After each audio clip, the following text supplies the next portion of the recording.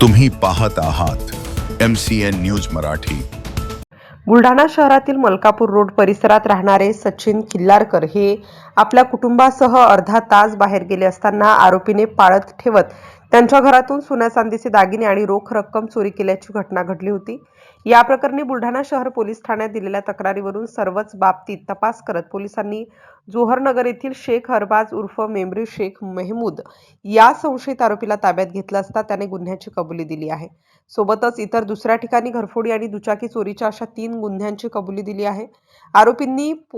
पोलिसांनी आरोपीकडून चांदीचे दागिने, रोख रक्कम, मोबाईल, दुचाकी असा 1,09,000 रुपयांचा मुद्देमाल पोलिसांनी आरोपींकडून जप्त केला आहे।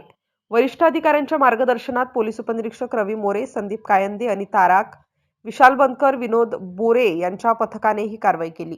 MCN न्यूज मराठीकरिता रवींद्र शिरस्कार, बुलढाणा।